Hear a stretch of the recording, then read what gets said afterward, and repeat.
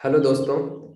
अ, मैं विशाल Bohra find my test के YouTube channel पे आप सभी का फिर से स्वागत करता हूं। आज हमारे साथ हैं गोविंद सोनी, जिन्होंने ऑल राजस्थान रैंक फर्स्ट हासिल किया है रीट के एग्जाम में, जो कि एक थर्ड ग्रेड के टीचिंग लेवल का एग्जाम होता है। रीट एग्जामिनेशन जो कि अभी सितंबर मंथ में 2021 में ही हेल्ड हुआ था। सो उसमें गोविंद सोनी ने फर्स्ट रैंक अचीव किया है पूरे राजस्थान में। और आज हम इस यूट्यूब वीडियो के अंदर यही जानेंगे कि इनकी जर्नी कैसी रही, इनकी यात्रा, ये जो रीट की जो यात्रा की है इन्होंने 1.5-2 साल की, वो कैसी रही। अ, गोविंद थोड़ा सा अपने बारे में बताएं। अब आपका नाम, आपने कौन सी रैंक हासिल की, किस किस विषय में आपने कितने नंबर हासिल किए, आपका लेवल क्या था। नमस्कार दोस्तों, मेरा नाम गोविंद सोनी है और मैं भीलवाड़ा जिले का रहने वाला हूँ। और मैंने रीट 2021 में 148 अंक प्राप्त किए 150 में से, जिसके अंदर मेरे 2 नंबर साइकोलॉजी में माइनस हुए थे। बाकी लगभग सभी सब्जेक्ट में मेरे फुल में से फुल मार्क्स आए। और इसके लिए मैंने कंटिन्यू प्रैक्टिस रखी, जिससे मुझे सफलता मिली। बहुत ही अच्छा, बहुत ही अच्छा। मतलब सभी सब्जेक्ट में आपके फुल में से फुल मार्क्स थे। हाँ, एक केवल सब्जेक्ट साइकोलॉजी में साइकोलॉजी, साइकोलॉजी में कितने मार्क्स थे आपके। 28-30 में से। अच्छा। क्या ये आपका फर्स्ट अटेम्प्ट था, इससे पहले भी आपने रीट का जी, एग्जाम दिया था। नहीं, ये मेरा फर्स्ट अटेम्प्ट ही था। अच्छा, फर्स्ट अटेम्प्ट भी था, तो फिर तो आपकी जाहिर सी बात है, आपकी उम्र काफी कम होगी। अभी क्या उम्र है आपकी। अभी 20 साल ही है उम्र। क्या बात है, 20 साल की उम्र और पूरे राजस्थान में आपने परचम लहरा दिया है। ये बड़े गर्व की जी बात हाँ, है, आपके परिवार के लिए हाँ, नहीं, पूरे जिले के लिए और बिल्कुल। राजस्थान के लिए बड़े गर्व की बात है। एक जी, सवाल जो सभी के मन में रहता है गोविंद, मैं वो आपसे पूछना चाहूंगा कि हमेशा हर कोई बोलता रहता है कि अ, हमेशा इंटेलिजेंट जो बच्चे होते हैं वो ही हर एग्जाम को क्रैक कर पाते हैं, या जो बच्चे हमेशा से टॉपर रहे अपने क्लास के वो ही जॉब ले पाते हैं, गवर्नमेंट जॉब। तो आपका क्या सीन रहा इस बारे में कि आप क्या स्कूल और कॉलेज के दिनों में आप क्या फर्स्ट रैंकर थे आपके स्कूल में और कॉलेज में। फर्स्ट रैंकर तो नहीं था, पर हाँ परसेंटेज अच्छे थे, लेकिन प्रैक्टिस जारी रखी। मेरे और भी दोस्त थे जो कॉलेज में, स्कूल में अच्छा नहीं कर पाए थे, लेकिन उन्होंने भी इस रीट में अच्छे मार्क्स लाए और उनका भी सिलेक्शन हुआ। इसलिए ये कोई ज़रूरी नहीं है कि हमेशा से फर्स्ट रैंक रहे। अगर आप सुधार करना शुरू कर दो। 8th तक मैं भी डाउन था, इंग्लिश वगैरह सब कुछ नहीं आती थी। धीरे-धीरे मैंने प्रोग्रेस करी 10th 12th और अब इस ले मुकाम पे आया हूँ। ठीक है, ठीक है। ओके। आपने रीट को ही क्यों चुना। अभी आपने ग्रेजुएशन वैसे कब किया था आपने। ग्रेजुएशन नहीं हुई, 12th के बाद इसमें सिलेक्शन हो गया एसटीसी में। ओके, आपने बीएसटीसी के बाद अपना लेवल 1 के लिए हाँ, आपने दिया था। लेवल 1 में आपने अच्छा स्कोर। बिल्कुल, बिल्कुल। ठीक है। तो आपने ऐसा कोई ध्येय नहीं बनाया कि आपका लाइक, आप लोग एसएससी की तरफ भागते हैं 12th के जस्ट बाद ही एसएससी सीएचएसएल का भी प्रिपरेशन करने लग जाते हैं। तो आपने कुछ लीग से हटके क्यों नहीं सोचा, आपने रीट ही क्यों सोचा। रीट इसलिए सोचा, फैमिली की फाइनेंशियल कंडीशन ठीक नहीं थी। तो एक बार शुरुआत की कि भई एक गवर्नमेंट जॉब मिल जाए, उसके बाद आरएस वगैरह, आईएएस वगैरह का एग्ज़ाम देने का है। अब एक बार फाइनेंशियली स्ट्रॉन्ग हो जाएँगे तो फिर आप इसलिए। ग्रेजुएशन करके और अपना आईएएस की भी प्रिपरेशन साथ साथ जारी रखेंगे। बहुत ही ठीक है, अच्छा, हाँ। बहुत ही अच्छा। हम उम्मीद करते हैं कि आप उस मुकाम को भी जल्द से जल्द हासिल करें। आपने ज़रूर आप लोगों का साथ रहा। बिल्कुल। रीट की परीक्षा की तैयारी आपने किस दिन से शुरू की थी, कब आपके दिमाग में आया कि मुझे अब लग जाना है रीट के लिए, कब आपको किसी ने बताया कि नोटिफिकेशन आने वाले हैं, या क्योंकि इन दिनों अपन को पता है कोरोना में रीट काफी डिले होते गया। अगस्त से लेके हाँ, जून हुआ, सितंबर बहुत लंबा चला। तो आपने शुरुआत कब की रीट की, पहला दिन कौन सा था वो आपका। 22 अगस्त 2019। 22 अगस्त 2019। ठीक हाँ, है। तब रीट की कोई इतनी बात नहीं थी। हाँ, ये ज़रूर था कि वैकेंसी आएगी, पर एसटीसी में एडमिशन ले लिया था, तो हमने देखा प्रिपरेशन अभी शुरू कर देनी चाहिए हमको, हम्म। नोटिफिकेशन का इंतज़ार नहीं करना चाहिए। सही और बात। तब से मेरा दोस्त और हम 2-3 जने ग्रुप में थे, तो हम शुरू से ही तैयारी शुरू कर रहे थे और धीरे-धीरे एक-एक सब्जेक्ट को स्ट्रॉन्ग किया। पहले लैंग्वेज हिंदी, संस्कृत स्ट्रॉन्ग करी हमने। और फिर जब 11 जनवरी को नोटिफिकेशन आया, तब से हमने ओएमआर शीट प्रैक्टिस करना शुरू कर दी थी। तो अच्छा। 2-3 बार डिले भी हुआ एग्ज़ाम, तो भी हम कंटिन्यू रहे। ठीक है। ओएमआर शीट आप ऑनलाइन टेस्ट सीरीज दे रहे थे या फिर ऑफलाइन ही आप कर रहे थे सब कुछ प्रैक्टिस। ऑनलाइन ऑनलाइन, ऑफ़लाइन दोनों ही दी थी मैंने। ऑफ़लाइन भी दी थी। ऑफ़लाइन से ये था कि टाइमिंग सेट हो जाती और ऑनलाइन से मैटर बढ़ रहा था हमारा। क्योंकि हम्म। उसमें अच्छा एनालिसिस होता है क्वेश्चन का ऑनलाइन में, इस हिसाब से। तो क्या आपने किसी कोचिंग का भी सहारा लिया, मतलब आपने क्या कोचिंग की थी इस प्रिपरेशन के लिए? कोचिंग की थी, ऑफलाइन भी की थी और ऑनलाइन भी की थी, और यूट्यूब के भी फ्री वीडियो भी देखे थे। अच्छा, यूट्यूब के आपने फ्री वीडियो भी देखे, या और हाँ, आपका किताबों के साथ कितना तालमेल रहा इस रीट की परीक्षा के दौरान, क्या? किताबें किताबें शुरुआत में मेरे पास किताबें खरीदी नहीं थी, लोगों से मांग मांग के मैंने पढ़ी थी पुरानी किताबें एक बार तैयारी के लिए। फिर धीरे धीरे खरीदता गया, जैसे नॉलेज होता गया, भाई इस किताब से इतने क्वेश्चन बैठ सकते हैं, उस हिसाब से मैंने किताबें खरीदी। बाकी आरबीएससी की बुकों को ज्यादा प्रेफरेंस किया। अच्छा, आपने मतलब हिंदी अपने 5वीं तक के 10वीं तक के लेवल की जो भी बुक्स थी राजस्थान बोर्ड की, हाँ। सभी का अध्ययन आपने ढंग से किया है? हाँ, क्योंकि मैंने देखा कि 2018 में मैथमेटिक्स के question as it is 10th की बुक से आए थे मैथमेटिक्स में, इसीलिए मैंने उनको बेस बनाया। अच्छा, एक सवाल जो कि महत्वपूर्ण सभी की दृष्टि से है कि ये टॉपर्स लोग सोते भी हैं या नहीं, कितने सोते हैं ये टॉपर्स? क्या आप भी आपकी नहीं रात नहीं, कर? मैं 12th में पढ़ता था रात को तो ज्यादा। इस बार तो मैंने ऐसा किया कि अपने को जो जितना संतुष्ट होता है उतनी देर पढ़ो। जरूरी नहीं कि आप बच्चे टाइम टेबल बनाते 12 घंटे पढ़ना है, 14 घंटे पढ़ना है, लेकिन फिर वो प्रेशर आ जाता है। मेरा ये था पांचों सब्जेक्ट को भले आप आधा घंटा भी पढ़ रहे हो, लेकिन ऐसा पढ़ो कि आपकी दिक्कत नहीं रहे। फिर सारे सब्जेक्ट को साथ लेके चला, और दिन में भी पढ़ता था, और रात को 11-12 बजे नॉर्मली 6-7 घंटे नींद लेता ही था मैं आराम से। अच्छा। अच्छा, पूरे 24 घंटे में आपकी 6-7 घंटे का नींद रहता था? हाँ, नींद रहती थी बिल्कुल। ठीक है, तो आपने एक शब्द बोला कि संतुष्टि, जब तक संतुष्टि नहीं हो तब तक पढ़ो, तो ये आप कैसे डिफाइन करेंगे कि भाई संतुष्टि अब हो गई, अब नहीं हुई, कि कितना मैटर पढ़ना है डेली? ये आप कैसे आप अपने आप को बताते थे कि हाँ मेरी आज की पढ़ाई इतनी ही होगी?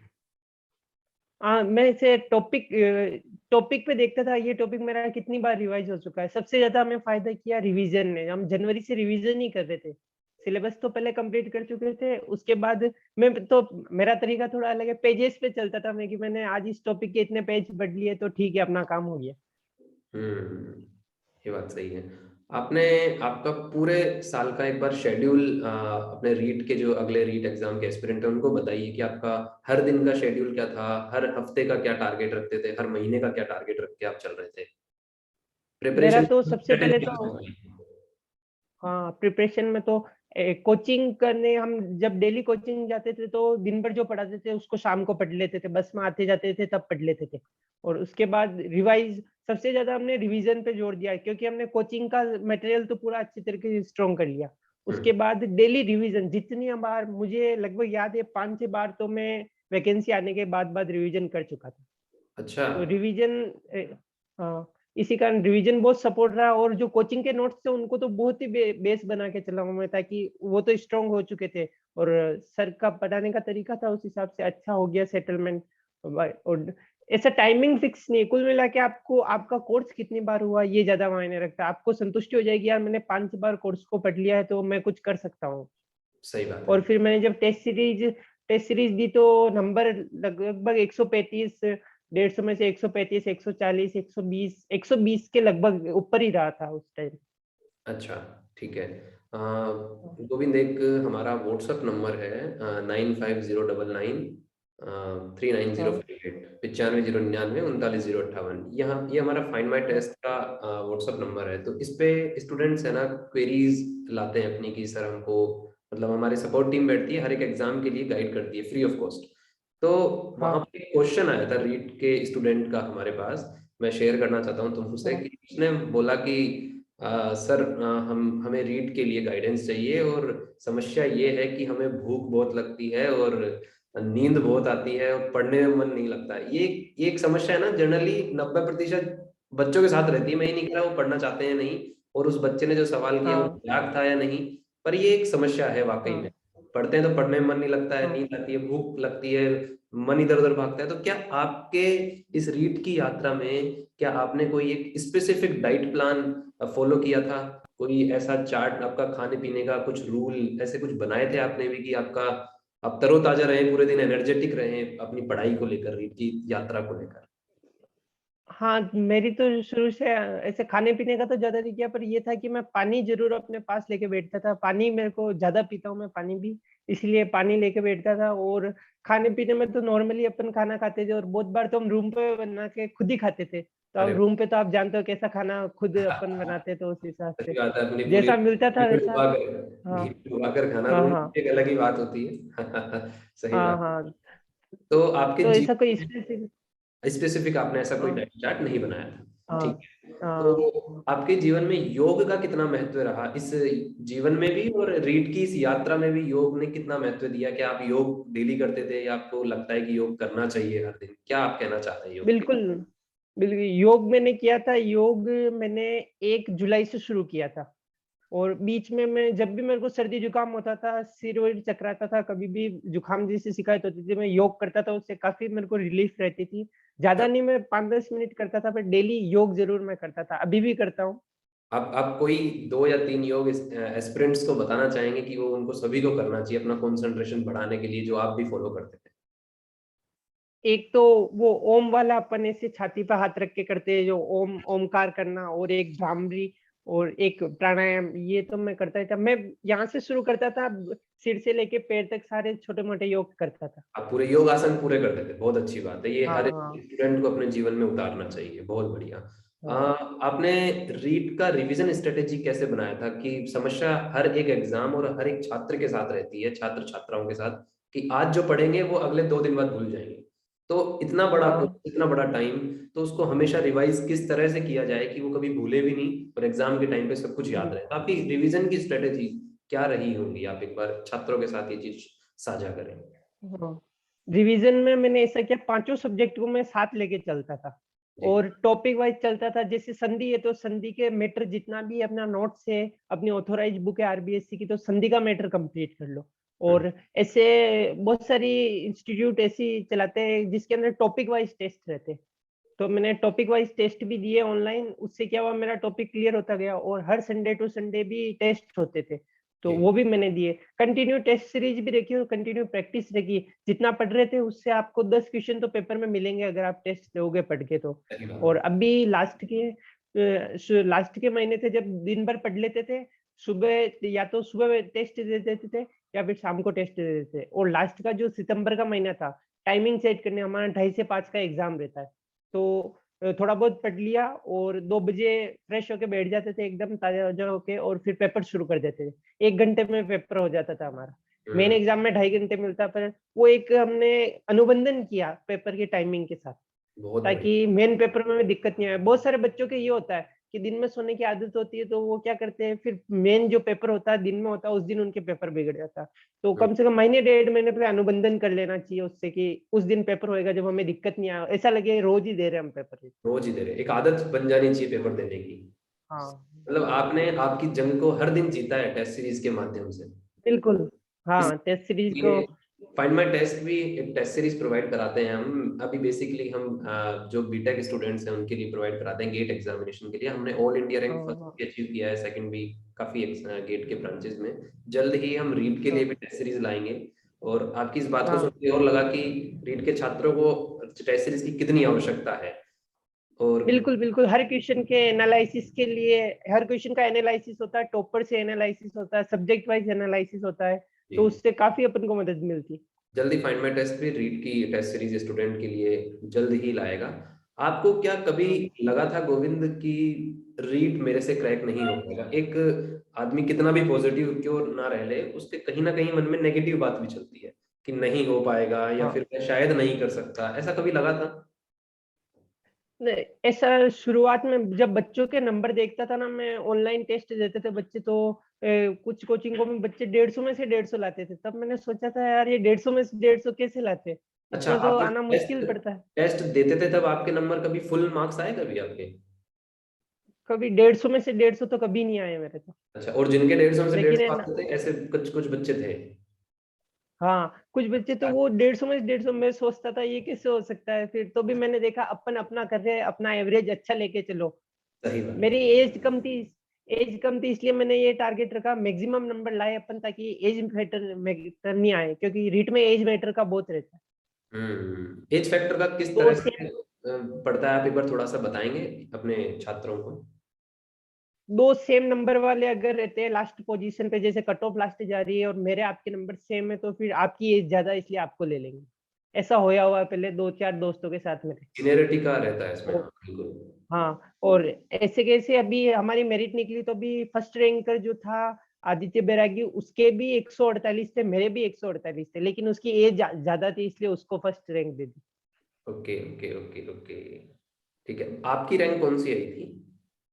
मेरी मतलब है फर्स्ट ही, दोनों के 148 है, पर मैं एक लेवल फर्स्ट सीक्वेंस तो में कर उनको चुका हूँ। ऊपर रखा गया, आपको नीचे रखा गया। हाँ, हाँ, हाँ, ठीक है, ठीक है, ठीक है। हाँ।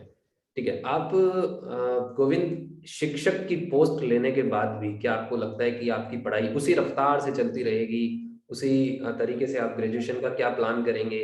और किस चीज़ में आप ग्रेजुएशन करने वाले हैं? क्या प्लानिंग है आपकी टीचर बनने के बाद? कैसे सर टीचिंग को मेरा सब मैनेज करेंगे?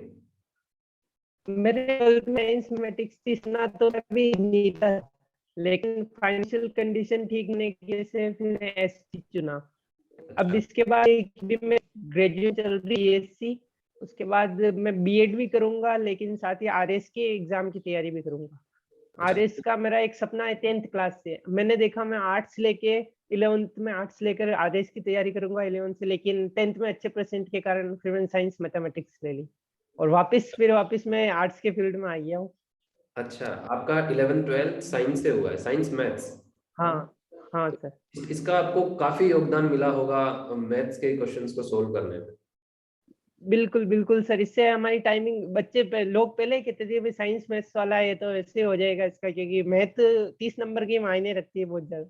मायने रखती है, तो आप उन छात्रों को क्या कहना चाहेंगे जो कि मैथ्स बैकग्राउंड से नहीं है? जैसे कुछ छात्र बायो से हैं, कुछ आर्ट्स, मतलब कुछ बायो से हैं, कुछ अलग फील्ड से, साइंस में ही, पर मैथ्स उनके हाँ, पास नहीं थी। तो उन छात्रों को आप क्या कहना चाहेंगे कि मैथ्स को कैसे वो स्ट्रॉन्ग कर सकते हैं, साइंस मैथ्स वाले स्टूडेंट की तरह, लाइक यू? कैसे वो अपनी मैथ्स हाँ करें? सर, मेरा तो ये रहेगा, अगर आप जो भी स्टेट से तैयारी कर रहे हो, उस स्टेट की टीचिंग एग्जाम की कर रहे हो, मैथमेटिक्स आती है तो उसकी जो लेवल बता रखे हैं वहां तक की बुक्स को आप दीजिए टाइम, हम्म, क्योंकि वो बुक्स से बाहर क्वेश्चन नहीं उठाते। मैंने 2-3 पेपर का एनालिसिस किया, मेरे को ये मिला कि हमारे राजस्थान में भी उन्होंने जो 10th तक की बुक है वहीं से उठाया और इस बार भी वहीं से उठाया, इवन 5th तक की बुक से भी उठा लेते। तो हम्म। इसलिए आपकी स्टेट की लेवल, जहां तक उन्होंने लेवल बता रखा, उन बुकों को आप प्रैक्टिस कीजिए, ज्यादा टाइम नहीं लगता उनमें। ओके, ठीक है। अपना बेस मजबूत करने के लिए आपको शुरुआत से ही प्रैक्टिस करनी चाहिए। हाँ, बहुत हाँ। सही। गोविंद, अगर आपको एक मौका मिलता है कि इस राजस्थान की एजुकेशन सिस्टम में आप कुछ बदलाव कर सकते हैं या बदलाव देखना चाहते हैं, तो आप एक हाँ। शिक्षक और छात्रों के हित में ऐसा क्या बदलाव चाहेंगे कि जो वाकई में अभी तक हो नहीं रहा है, और आप चाहते हैं कि ये राजस्थान के एजुकेशन सिस्टम को बदल सकता है, ऐसा कुछ होना चाहिए? आप क्या सोचते हैं इस बारे में? एक तो सर ये कि जो फाइनेंशियली कोई पिछड़ना नहीं चाहिए।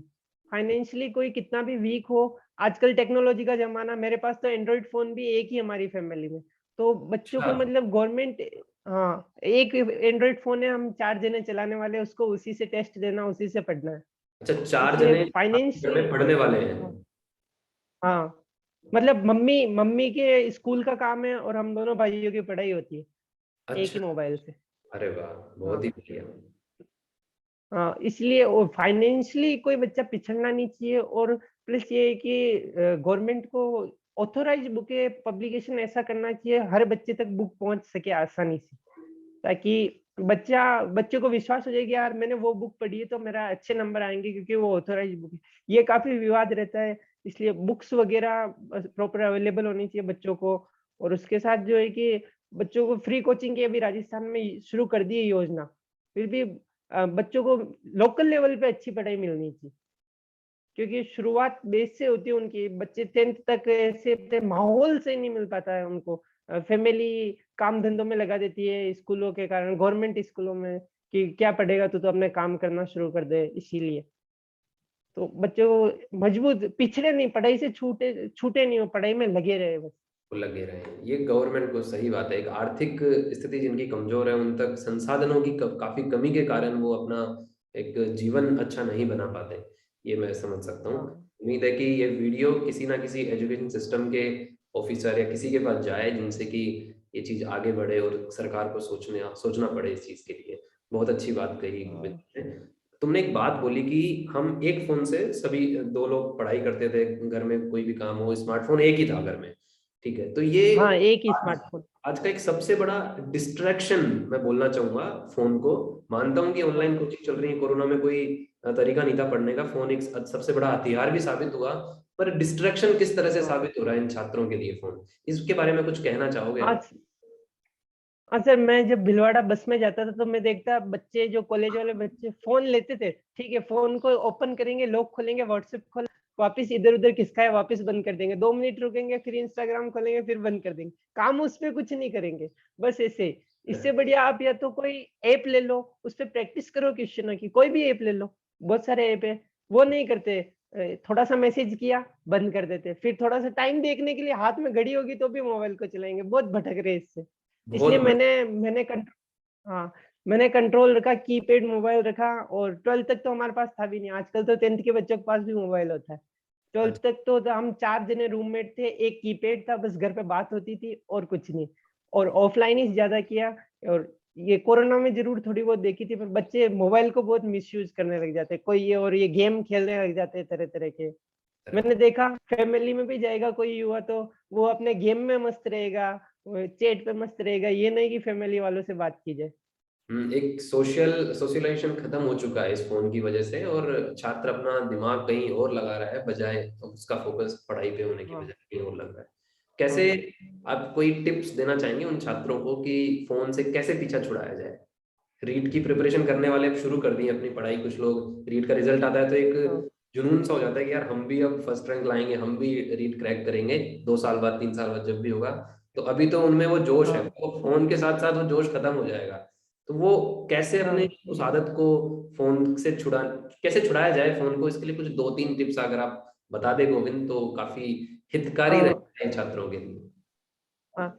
फोन का तो ऐसा है कि अगर आपको टेस्ट देना है तो 1 घंटे का टेस्ट है, आप टेस्ट देकर रख दीजिए आराम से, आपके ऑफलाइन पेपरों को कीजिए उसमें, क्योंकि फोन में इसका मैसेज आ गया, वो आ गया, आप बुक्स को ज्यादा दीजिए। बुक्स को टाइम दोगे ना तो आपको लगने लगेगा यार मैंने ये बुक इतनी बार पढ़ ली है इसलिए मुझे आ जाएगा। फोन से उतना कॉन्फिडेंस नहीं आएगा, भले आप कितनी क्लास देख लो, हम्म।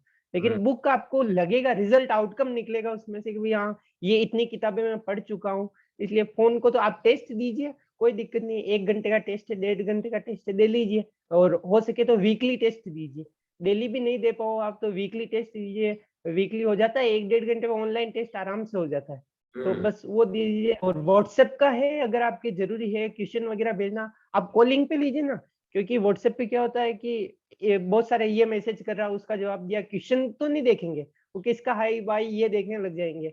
लेकिन मैं मेरे दोस्त से 1 घंटा फोन पे भी बात करता था, क्वेश्चन डिसाइड करते थे, छोटा मोबाइल था, तो भी अगर हमारे को डिस्कशन करना था तो हम फोन पे कॉलिंग पे करते, व्हाट्सएप चैट पे नहीं। अच्छा, बहुत बढ़िया। डिस्कशन करना तो आप कॉलिंग पे कीजिए, नॉर्मल कॉलिंग। तो मतलब जितना आप फोन को यूज ना करें किसी ना किसी तरह से, स्मार्टफोन को, वो ही बेहतर है उससे पीछा छुड़ाने का तरीका। हाँ। ठीक है, हम्म, कीपैड फोन तो सभी छात्रों को रखना चाहिए, अगर स्टूडेंट से बात करनी तो उसी से करो, स्मार्टफोन से ना करो, ये हाँ, बात सही कही आपने। हाँ। बाकी आपके आदर्श कौन थे, आप किन को अपना आइडियल मानते हैं? आप हमेशा देखते हैं कि वो मेरे आइडियल है और मुझे उन तक पहुंचना है या उनसे मुझे प्रेरणा मिलती है, ऐसे कौन है वो? तो सर सबसे पहले तो मेरी मम्मी और पापा है ना, उन्होंने मुझे बहुत स्ट्रोंग किया। मम्मी पापा की भी फाइनेंशियल कंडीशन ठीक नहीं थी, फैमिली में भी इतना कोई सपोर्ट नहीं है। पर मम्मी ने इतना संघर्ष सिखाया है कि उसी कारण आज मैं यहाँ तक पहुंच पाया हूँ। मम्मी ने कहा था कि भाई तुझे एक बार तू बस जॉब लग जा, कोई दिक्कत नहीं, फिर एक बार तो मम्मी पापा है मेन तो, और बाकी बहुत सारे टीचर है। ऐसा लगता है कहीं जाते हैं समाज में तो जिनके पास एंड्रॉइड फोन रहता है सब उनके आगे पीछे लगे रहते हैं, मैं एकदम अलग हो जाता था। मैंने देखा कि अपन को ऐसे जवाब नहीं देना, इनको कुछ बन के दिखाना है कि यार इस कारण मेरे पास मोबाइल फोन नहीं है तो भी मेरे आसपास लोग होने चाहिए। ये मेरा एक अंदर जुनून था कि एक दिन अपन को अपने गांव वालों को सबको दिखाना है कि यार ये बंदा कुछ है। आपने जुनून बन गया था एक। आपने शोर नहीं मचाया, आपकी सफलता ने शोर हाँ, मचाया है। और ये वाकई में हाँ, आपकी माताजी के लिए, पिताजी के लिए, परिवार के लिए एक बहुत बड़ी गर्व की बात है, बहुत ही हाँ, बड़ी। और हाँ, मैं तो कहता हूँ कि अपना आदर्श माँ बाप से बढ़कर कोई है ही नहीं इस दुनिया में, हाँ। सत्य। क्या आपने गोविंद रीट के अलावा कोई और भी एग्जाम दिया अभी 1-2 साल में, जस्ट आफ्टर 12th, या फिर कोई छोटे मोटे एग्जाम आपने और भी दिए कोई एग्जाम? सर अभी पटवार का दिया है, वैसे तो मैंने एग्जाम रीट के बाद हुआ था, 1 महीने बाद। तैयारी तो ज्यादा नहीं हो पाई थी, लेकिन वहाँ मैथ्स वगैरह के हिसाब से थोड़ा अच्छा बैठ गया, उसका भी पेपर है। मैं तो ये कहूंगा कि आप सबसे पहले एग्जाम का सिलेबस देखिए और उसके अकॉर्डिंग तैयारी में लगिए। सिलेबस और प्रीवियस पेपर बहुत अच्छे आपको सपोर्ट करेंगे। बात सही है। बाकी मेरा अंतिम सवाल है आपसे कि आप क्या कहना चाहते हैं रीट के हाँ सर। एस्पिरेंट्स को, आरपीएससी सेकंड ग्रेड के एस्पिरेंट्स को, क्योंकि अभी आरपीएससी सेकंड ग्रेड की वैकेंसी आने वाली है, तो उनकी तैयारी में भी लोग जुट गए हैं। हाँ तो सर। क्या कहना चाहते हैं जो रीट 2 साल बाद होने वाला है, 3 साल बाद होने वाला है, उसके जो है तैयारी में जुटे हुए हाँ बच्चे हैं उनको, और आरपीएससी सेकंड ग्रेड के वाले बच्चों को क्या कहना चाहते हैं? क्या आप एक सजेशन देना चाहेंगे उनकी पढ़ाई की प्रिपरेशन के लिए? सर, एक तो ये मैक्सिमम टाइम आप आपके सिलेबस को कंप्लीट करो, ताकि आपको एक कॉन्फिडेंस आ जाए कि हमने पढ़ा है। बाकी बहुत सारे बच्चों को क्या होता है, एग्जाम आ गई मेरा सिलेबस पूरा नहीं हुआ, एग्जाम आ गई मेरा सिलेबस पूरा नहीं। और जो भी आपके सारे सब्जेक्ट है उनको साथ लेकर के चलो। बहुत सारे बच्चे क्या करते हैं कि मैं तो इसमें स्ट्रांग हूँ, इसको रख लेता हूँ। By the way question exam में उसी सब्जेक्ट में ज्यादा डेंजर आ गए और बाकी सब में लो आ गए, तो फिर अपन को लगता है यार सब सब्जेक्ट को, इसीलिए सबको साथ लेके चलो। और स्टेट की आपकी ऑथोराइज बुक को पढ़ो, ताकि उससे, क्योंकि 10th तक सबका पढ़ा हो रहता है। बुक्स चेंज होती है तो भी थोड़ा बहुत चेंज होता है। आपने भले 10 साल पहले 10th करी हो, 5 साल पहले 10th करी हो, तो आपका पढ़ा हुआ आपको याद आएगा कि यार मैंने किया था, हाँ ऐसा हो सकता है। तो आपकी एक फ्लो वापस आ जाएगा। फ्लो आने से कॉन्फिडेंस आएगा। पहले आप सोचोगे मुझे कुछ नहीं आ रहा, फिर सोचोगे यार ये तो मैंने 10th तक पढ़ा हुआ, ये तो मुझे आता है। इसलिए ऑथोराइज बुक पढ़ो और प्रैक्टिस करो। सबसे ज्यादा टाइमिंग सेट करो। मेरे दोस्तों की भी बात हुई थी एग्जाम के बाद, उन्होंने कहा यार मेरा टाइम सेट नहीं हुआ, टाइम सेट नहीं हुआ। टाइमिंग सेट करना सीख जाओगे, ओमार बनना सीख जाओगे, तो आपका आधा कॉन्फिडेंस तो हमारे बहुत सारे बच्चों को आते हैं। मेरे 5 दोस्तों के तो ऐसे गलत हो कि उन्होंने गोले गलत भर दी, तो वो गोले घबराहट में गलत भरने आते। और अगर आपकी रोज की आदत होगी तो आप कितनी कैसे ही पेपर हो, आप आराम से गोले भर सकते हो, और गोले भरने से भी 1 नंबर का आपका इजाफा हो जाता है। तो ये ज्यादा बेस्ट रहेगा कि आप सिलेबस देखो, प्रीवियस पेपर एनालिसिस करो और ज्यादा से ज्यादा प्रैक्टिस सेट सोल्व करो। और वो प्रैक्टिस सेट भी अगर आप खरीदते हो तो वो देखो कि वो पेपर आपके कितने सिलेबस को कवर कर रहा है। बहुत सारे प्रैक्टिस सेट बहुत सारे मिलेंगे बाजार में, लेकिन जब भी हम जाते थे खरीदने तो क्रॉस चेकिंग करते हैं, दोस्त को ले जाओ कि इस पेज नंबर पे देख ये क्वेश्चन इस टॉपिक से क्वेश्चन है या नहीं है। अगर क्वेश्चन नहीं है तो आप लेके भी क्या करोगे, क्योंकि वो तो पेपर वैसा तो ही नहीं। और इसलिए टॉपिक को देखो कि आपका प्रैक्टिस सेट कितना टॉपिक कवर कर रहा है। बहुत बहुत बढ़िया, बहुत बढ़िया गोविंद, आपने आपका समय दिया, इसके लिए आपको बहुत बहुत नहीं सर, धन्यवाद। आपने मुझे इतना प्लेटफॉर्म दिया, इसलिए सर आपका थैंक यू सर। और आपको वापस से बहुत बहुत बधाइयाँ, और दिवाली की भी थैंक यू सर। हार्दिक शुभकामनाएं आपको। आपको सबको मेरी तरफ से हार्दिक शुभकामनाएं सर, हाँ, दीपावली की। और मैं ऑडियंस को बोलना चाहता हूँ कि ज़्यादा से ज़्यादा लोग सब्सक्राइब करें हमारे इस यूट्यूब चैनल को। अगला वीडियो भी हम जल्दी ही किसी ना किसी एक टॉपर के साथ लाएंगे, और अगले टॉपर की इस मुलाकात को, इसी तरह की मुलाकातों को देखने के लिए चैनल को सब्सक्राइब करें। और आप किसी भी एग्जाम की प्रिपरेशन कर रहे हैं तो findmytest.com हमारा वेबसाइट है, जहाँ पे अभी हम कुछ ही एग्जाम्स के लिए टेस्ट सीरीज देते हैं। और हमारा एक नंबर है व्हाट्सएप चैट का, 9509939058, डिस्क्रिप्शन में मिल जाएगा। वहां पे आप आपके आपको लगता है कि कोई गाइड करने वाला नहीं है, हमें गाइडेंस नहीं है, तो हमारे वहां पर काफी अच्छी एक्सपर्ट टीम बैठती है जो आपको हर एक एग्जाम के लिए फ्री में गाइड करेगी। हम गाइडेंस का कोई भी रुपए चार्ज नहीं करते हैं। आप व्हाट्सएप पे कभी भी हमसे कोई भी गाइडेंस किसी भी एग्जाम के लिए ले सकते हैं। बहुत बहुत धन्यवाद गोविंद आपको वापस से। और धन्यवाद। थैंक शुभकामनाओं के साथ मैं वीडियो का अंत करता हूँ। धन्यवाद। हाँ, थैंक यू।